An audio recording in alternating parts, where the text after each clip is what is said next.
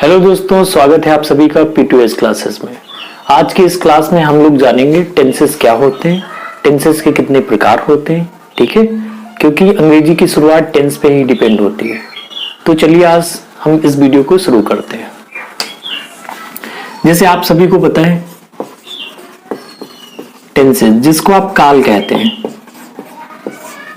काल को 3 भागों में बांटा गया है। ठीक है, पहला भाग कौन सा है? Present tense. ओके, दूसरा है पास्ट टेंस और तीसरा है फ्यूचर। तो इन 3 भागों में बांटा गया है।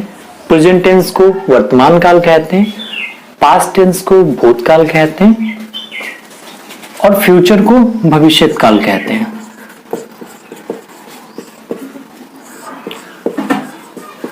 भविष्यत काल, पास्ट को आप भूतकाल कहते हैं, प्रेजेंट को वर्तमान काल कहते हैं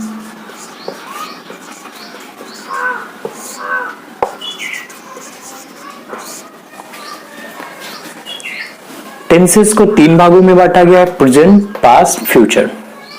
जो भी काम अभी हो रहा है इसको हम वर्तमान काल कहेंगे, जो काम पिछले दिन हुआ है, जो बीत गया है, उसको हम भूतकाल कहेंगे, और जो आने वाले कल में होगा, यानी कि वह खेलेगा, हम खेलेंगे, हम जाएंगे, इसको हम भविष्यत काल कहते हैं।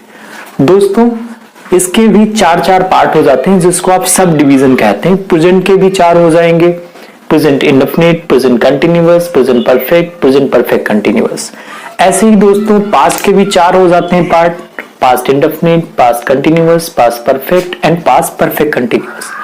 ऐसे ही दोस्तों फ्यूचर के भी 4 पार्ट हो जाते हैं, future indefinite, future continuous, future perfect, future perfect continuous. ठीक है, तो हम लोग जानेंगे अब प्रेजेंट के जो 4 पार्ट होते हैं और इनकी पहचान भी जानेंगे। तो चलिए शुरू करते हैं।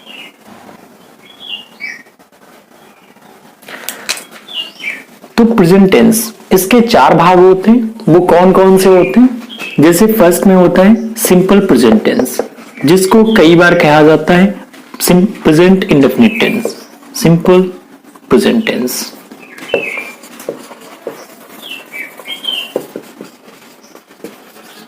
ओके, इसको इंडेफिनिट भी कहा जाता है, present indefinite tense, simple present tense ये भी कह दिया जाता है।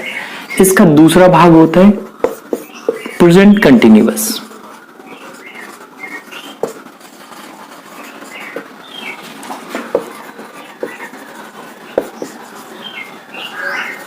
प्रेजेंट कंटिन्यूअस टेंस, ठीक है। और तीसरा भाग होता है present perfect tense, present perfect tense. और जो अंतिम पार्ट होता है इसका, जो लास्ट होता है, उसको हम कहते हैं present perfect continuous, present perfect continuous.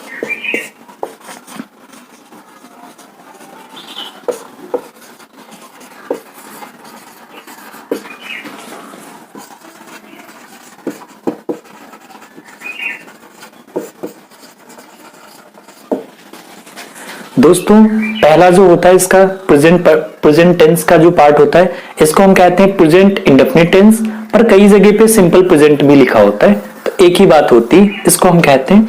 फिर सेकंड होता है प्रेजेंट कंटिन्यूअस, तीसरा होता है प्रेजेंट परफेक्ट टेंस और चौथा होता है प्रेजेंट परफेक्ट कंटिन्यूअस टेंस। दोस्तों, इसकी पहचान होती है, लास्ट में होता है ता है, ती है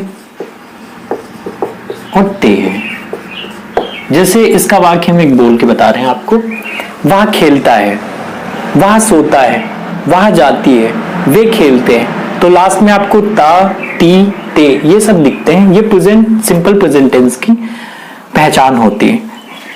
प्रेजेंट कंटिन्यूअस, इसमें जो काम हो रहा होता है ये कंटिन्यूटी को रिप्रेजेंट करता है। जैसे रहा है, रही है, रहे हैं। इसमें कंटिन्यूअस का यही मतलब होता है कि निरंतरता, उस काम में निरंतरता हो रही होती। जैसे वह खेल रहा है, वह खेल रही है, बच्चे खेल रहे हैं, या फिर आप ऐसे भी कह सकते हैं पानी बह रहा है, ठीक है, गाड़ी चल रही है, पतंग बच्चे पतंग उड़ा रहे हैं, ठीक है। तो इसमें ये काम हो रहा होता है लगातार। परफेक्ट टेंस में क्या होता है, काम हो चुका होता है। जैसे इसमें होता है चुका है, चुकी है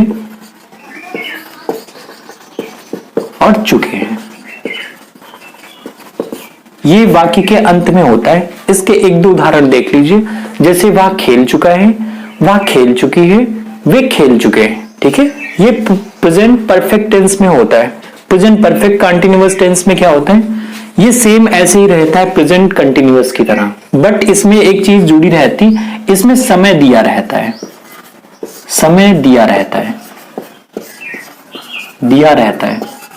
एक उदाहरण से आप समझेंगे, पहचान यही रहती, लास्ट में रहा है रही है। एक इसका उदाहरण समझ लेंगे। जैसे हम ये कह रहे हैं, वह 2 घंटे से खेल रहा है, वह 2 घंटे से खेल रहा है। तो ये पहचान होती, रहा है इसमें भी रहेगा, पर इसमें समय दिया रहता है, वह 2 घंटे से खेल रहा होगा, ठीक है दोस्तों। इन सभी को एकदम बहुत अच्छे से बेसिक से समझने के लिए आप हमारे दूसरे वीडियो को देखना, उसमें ये सब बहुत बेसिक से समझाया गया है। उदाहरण के साथ आपको इंग्लिश लगेगी नहीं कठिन है, बहुत आराम आराम से आप पढ़ेंगे। मैं बहुत स्लो पढ़ाता हूं, पर आपको ये सारी चीजें। तो देखते हैं सिंपल प्रेजेंट टेंस, इसकी क्या पहचान होती है। वाक्य के अंत में ता है, ती है और ते है, ये वाक्य के अंत में आते हैं, ठीक है। इन पे कुछ एग्जाम्पल्स कर लेते हैं हम लोग। जैसे एक वाक्य लीजिए, वह खेलता है, वह खेलता है। तो जब भी वाक्य में ताय और है हो तो आप समझ जाएंगे सिंपल प्रेजेंट टेंस होता है। इसको आप बनाने के लिए कैसे लिखते हैं, ये सब्जेक्ट होता है आपका, तो वह एक वह खेलता है, इसमें ता और है ना, तो आप यहां से पहचान जाएंगे सिंपल प्रेजेंट टेंस होता है। पर इसको बनाने से पहले हम इसका रूल समझ लेंगे, जिसको आप स्ट्रक्चर कहते हैं। स्ट्रक्चर, इसको हम बनाएंगे कैसे। पहले होता है आपके पास सब्जेक्ट, फिर आप वर्ब लगाते हैं, वर्ब की फर्स्ट फॉर्म होती, इसमें आपको एस और ईएस जोड़ना होता है, या तो एस लगाएंगे या तो ईएस लगाएंगे, और इसके बाद होता है ऑब्जेक्ट, ठीक है। पर एस और ईएस कहां पे लगाते हैं, ये जब क्वेश्चन हम कराएंगे इसमें आपको समझाते हुए आगे बढ़ेंगे। तो किसी भी सेंटेंस को आप ट्रांसलेट करने के लिए सब आपको स्ट्रक्चर आना चाहिए, बनाने का तरीका आना चाहिए। वह की इंग्लिश होती ही, और ही क्या है, ये सब्जेक्ट है। किसी भी सब्जेक्ट को नाउन या प्रोनाउन होना होता है, ठीक है। तो ये आपका प्रोनाउन है आपका, ओके। खेलता है, यहाँ पे वर्ब की फर्स्ट फॉर्म लगाते हैं, तो यहाँ पे प्ले लिखते हैं, खेलने की स्पेलिंग होती है प्ले। और है, इसमें इज और एम आर ये नहीं लगाए जाते हैं, बट ये सिंगुलर होता है आपका। एसएम का मतलब है सिंगुलर नाउन, ठीक है। या तो ये सिंगुलर नाउन होगा या प्रोनाउन होगा।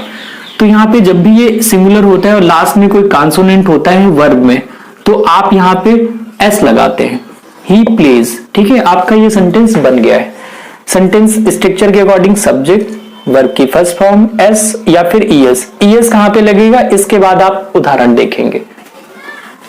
दूसरा उदाहरण लेते हैं, एग्जांपल नंबर 2, ठीक है, कि इसमें यूज कैसे ईएस का करते हैं। जैसे वह जाता है,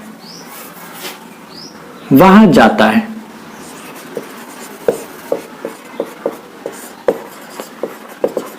ठीक है। वह जाता है, वह की स्पेलिंग क्या होगी, ही, और वह है क्या, सब्जेक्ट है। यहाँ पे जाता है, जाने की क्या होती है, गो होती है। पर यहाँ पे आप देखिएगा, ये सिंगुलर आपके साथ सब्जेक्ट है, वर्ब यहाँ पे लगी हुई है, पर यहाँ पे जब भी सिंगुलर होता है तो आप एस या फिर ईएस लगाते हैं, और लास्ट में जब भी वॉवेल होता है, ओ होता है, तो आप यहाँ पे ईएस लगाएंगे, ही गोज, और आपका सेंटेंस ही बन जाएगा, ही गोज, वह जाता है, ठीक है। चलिए अगले उदाहरण को हम लोग देखते हैं, कब एस और ईएस नहीं लगता है।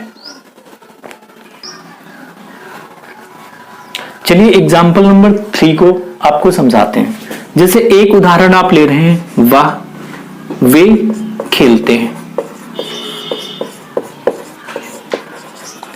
वे खेलते हैं। ये भी सिंपल प्रेजेंट टेंस है, क्योंकि इसमें लास्ट में आ रहा है ते हैं, खेलते हैं, ठीक है। पर इसका आप बनाएंगे कैसे? तो ये आपका सब्जेक्ट होता है, सब्जेक्ट, वे की स्पेलिंग होती है दे, और ये प्लूरल होता है दे, ठीक है। ये नाउन है या प्रोनाउन है? ये प्रोनाउन है आपका, ठीक है।